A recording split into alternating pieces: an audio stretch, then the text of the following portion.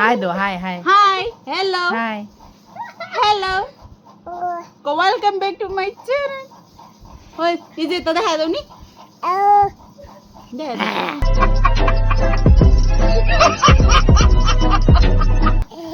চকু টিপ দে, চকু টিপ দাও। बड़ा हरामी हो बेटा। মুমা দে দাও, মুমা। আরেকটা চুমা দাও। আরেকটা দাও। হ্যাঁ চুমা দাও। চুমা দাও।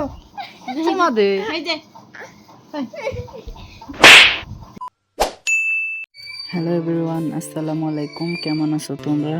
আশা করি ভালো আছো, আর আমি ভালো আছি। হঠাৎ করে আজকে কল দিয়ে আন্টি বললো আমাকে যে আজকে আমাদের বাড়িতে বেড়াতে আয়। তার জন্য আন্টির দেওয়াকে পাঠিয়ে দিচ্ছে আমাকে নিয়ে আসার জন্য। তা আমি আন্টির বাড়ি চলে আসলাম। চলে এসে পরে খাওয়া দাওয়া করলাম। এখানে ছিল ডিম, আরও লতির শাক, লতির সবজি, আরও ভাজি। সরি, আমার ভয়েসগুলো আটকে আসতেছে, কারণ আমার কাছে মাইক নাই, তাই জন্য আমার ভয়েস এবার এইভাবে দিতে হতেছে।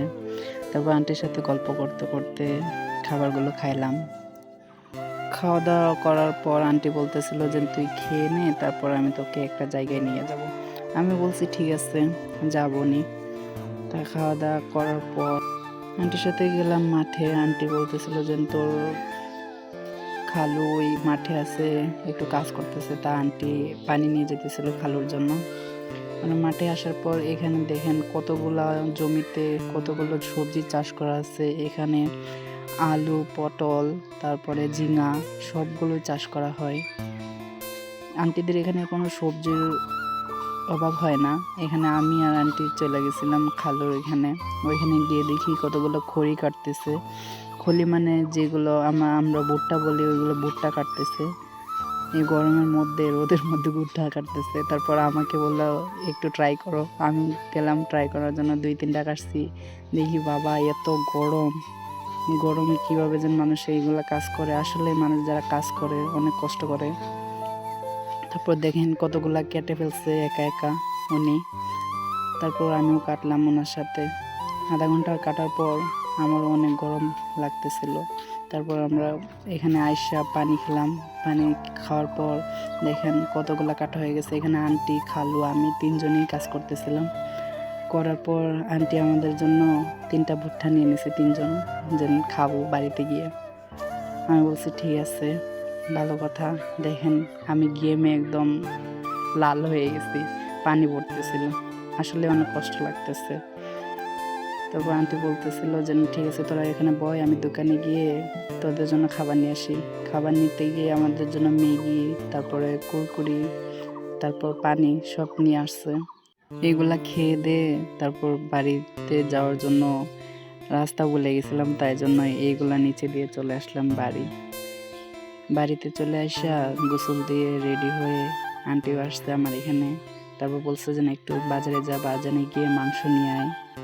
তারপর অনেকক্ষণ রাস্তায় দাঁড়িয়ে আছি, একটা টোটো পাইতেছিলাম না। এখানে আন্টিও টাকা দিয়ে দিছিল। টোটোয় উঠে গেলাম বাজারে যাওয়ার পর নিয়ে এলাম মাংস নিয়ে আবার বাড়ি চলে আসছি। দেখেন আন্টির ছেলেটা আমার সাথে কি করতেছে।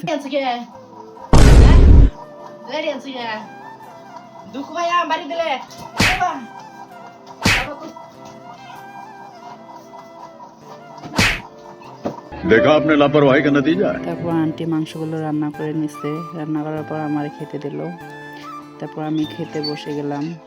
আজকের মাংসটা এত টেস্টি হয়েছে না, সাথে সাথে আন্টিকে বলছি যে দারুণ রান্না করছো, অনেক ভালো লাগছে, অনেক ঝাল ছিল। তারপর খাওয়া দাওয়া করে আমি ডাইরেক্ট চলে যাব বাড়ির জন্য টোটো উঠে গেলাম। উঠে ডাইরেক্ট আমি বাড়ি চলে যাব এখন। ঠিক আছে, আজকের ব্লগটা এখান থেকে। ভালো লাগলে লাইক, কমেন্ট আর সাবস্ক্রাইব করে দিবা। আল্লাহ হাফেজ।